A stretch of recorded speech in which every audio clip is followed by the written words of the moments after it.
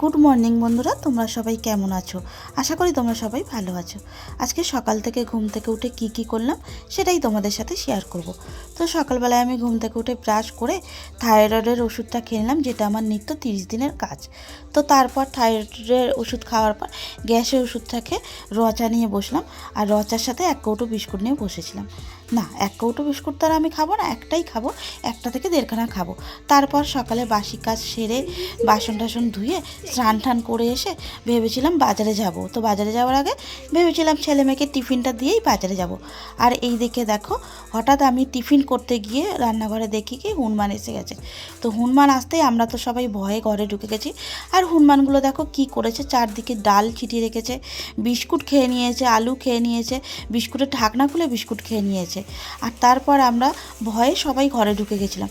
তারপর যখন হনুমানগুলো গেছে, হনুমানগুলো যেতেই ঘর থেকে বেরিয়ে তারপর সব পরিষ্কার করলাম। আর এই দেখো, যে কটা ডাল মানে টেবিলের ওপরে ছিল সেই ডালগুলোই, এই ডালগুলো কি খেতে হয় নাকি সেটাও জানি না। যাই হোক, তোমাদের সাথে শেয়ার করলাম, তোমরাই বলো যে কি করব। তারপর সবাই মিলে পরিষ্কার করে, আর এই দিকে দেখো যেহেতু 12টা 10 বেজে গেছে, ছেলেমেয়েরা এখনও টিফিন করেনি। তারপর আমি তাড়াতাড়ি করে আলু ভাজা বসিয়ে দিলাম। আলু ভেজে ফ্রিজে দেখলাম ভাত আছে, ফ্রিজে ভাত দিয়ে আলুটা দিয়ে ভালো করে ভেজে দিলাম। তো ভেজে ওদেরকেও খেতে দিলাম, আর আমিও একটু নিয়ে নিলাম। তারপর খেয়ে দিয়ে গেলাম বাজারে। আর বাজার থেকে কত বেলা হয়ে গেছে, বাজারে গেছি 1:45টার দিক করে। তারপর বাজার থেকে এসে দেখি এই দেখো আমার বান্ধবী এসছে, বান্ধবীর মেয়ে এসছে। হ্যাঁ, ও আমাকে সকালেই বলে দিয়েছিল আসবে বলে, কিন্তু আমার যে আজকে এই পরিস্থিতি হবে আমি জানতাম না। যাই হোক, ওদের সাথে কিছুক্ষণ কথা বললাম, কিছুক্ষণ কথা বলে একদিকে ভাত বসিয়ে দিলাম ইন্ডাকশন ওভেনে। আর আজকে এত বেলায় বাজারে গেছি 1:45টার সময়, মানে বাজারে কিছু মাংস পাইনি, কোনো দোকানেই পাইনি। তো গলা স্টমাক ছিল, তোমরা কারা কারা গলা স্টমাক খেতে ভালোবাসো সেটা জানিও। তো গলা স্টমাকে নিয়ে এলাম 1 কেজি মতন। তারপর এদিকে প্রেশার কুকারে ডাল সিদ্ধ করে এই দেখো টক ডাল বসিয়েও দিয়েছি, অলরেডি আমার ডালটা হয়েও এসছে। আর এদিকে উচ্ছে কেটে রেখেছি, ডালের সাথে উচ্ছে বড়া করব, ওটা দিয়েই ডালের সাথে খাওয়া হবে। আর এইখানে ফ্রিজে কিছু, আমার বান্ধবীর বাড়িতে ফ্রিজে কিছু মাছ ছিল, তো ও আমাকে ফোন করেছিল মাছগুলো নিয়ে আসবো।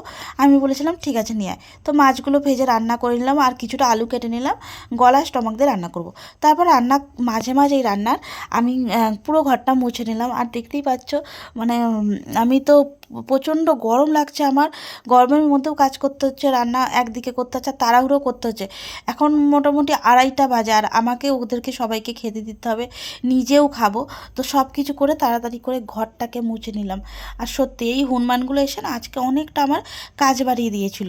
যাই হোক, ঘরটার মুছে এই দেখো গলা স্টমাকটা বসিয়ে দিলাম। প্রথমেই কড়াটা গরম করে তেল দিলাম, তেলের মধ্যে কিছুটা পেঁয়াজ দিলাম। পেঁয়াজটা আদা ভাজা হয়ে যাওয়ার পর গলা স্টমাকটা দিয়ে না, প্রথমে গলা স্টমাকের যে জলটা, পুরো জলটাকে না মানে বেরোলো, সামান্য কিছু নুন দিয়েছিলাম, তো পুরো জলটা বেরোলো। জলের সাথে তেলটা কিছুক্ষণ যখন বেরিয়ে আসছিলো, তখন আমি মশলা, নুন, হলুদ, সামান্য পরিমাণে নুন হলুদ দিলাম। নুনটা যেহেতু আগেই দিয়ে দিয়েছিলাম, তো 1 চামচ হলুদ আর নুনটা কিছুটা দিয়ে ভালো করে নাড়াচাড়া করতে রয়েছি। আর কিছুটা মানে ঢাকনা দিয়ে ঢেকে দিয়েছিলাম। তার কারণ হলো এটা যতক্ষণ না তেল বেরোবে তার আগে কষানো হবে না। তো যাই হোক, কষানোর জন্য অনেকটা সময় ধরে আমি এটাকে কষালাম, তারপর ঢাকনা দিয়ে ঢেকে রেখে দিয়েছিলাম। তো কিছুক্ষণ বাদে খুললাম, আবার খুলে দেখলাম এই দেখো তেলটা অনেকটা বেরিয়ে এসছে। আর যেটা আলুটা ভেজে রেখেছিলাম গলা স্টমাকের সাথে করব বলে, সেই আলুটা ভাজা করে দিয়ে দিলাম। তারপর সামান্য পরিমাণ লঙ্কা গুঁড়ো দিয়ে ভালো করে নাড়াচাড়া করে জল দিয়ে ঢেকে দেবো। তো ঢেকে দিলেই এটা হয়ে যাবে, কারণ অনেকক্ষণ আমি এটাকে নাড়াচাড়া করেছি, অনেকক্ষণ ধরে মানে ভাজা ভাজা করি। পেঁয়াজ দিয়ে প্রথমে অনেকক্ষণ ভাজা ভাজা করেছিলাম, তো মশলা দিয়ে আর কিন্তু বেশি ভাজা ভাজা করতে হবে না। যাই হোক, জল ঠল দিয়ে ঢেকে দিলাম। তারপর দুপুরে খাওয়া দাওয়া করে নিয়ে রেস্ট করে তারপর আমরা চলে এলাম বিকালে ছাদের মধ্যে ভিডিও করব বলে। আর এই দেখো, ভিডিও করতে এসেই দেখি কি চারদিকে অন্ধকার হয়ে এসছে। দেখো, এখন যখন ভিডিওটা করতে এসেছিলাম তখন মোটামুটি বাজে 5টা 15। আর দেখো চারদিকে মানে আকাশে মাঝে মাঝে কালো অন্ধকার হয়ে এসছে, আর এইদিকে হাওয়াও বইছিল। তো পুরো দৃশ্যটাই তোমাদেরকে আমি দেখালাম। যাই হোক, 2-3টে রিলস করলাম বান্ধবীর সাথে, তো আমার বান্ধবীও করলো। তারপর কিছু ছবি তুললাম, ভিডিও তুললাম।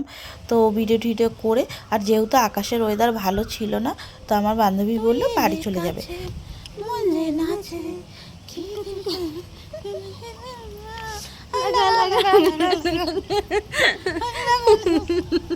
ছবি তোল। যাই হোক, ছাদ থেকেও নেমে এসে রেডি হয়ে নিল, আর এদিকে মেয়েকেও, আর ও তো রেডি হয়েই ছিল, আর মেয়েকে রেডি করে নিল বাড়ি চলে যাবে বলে।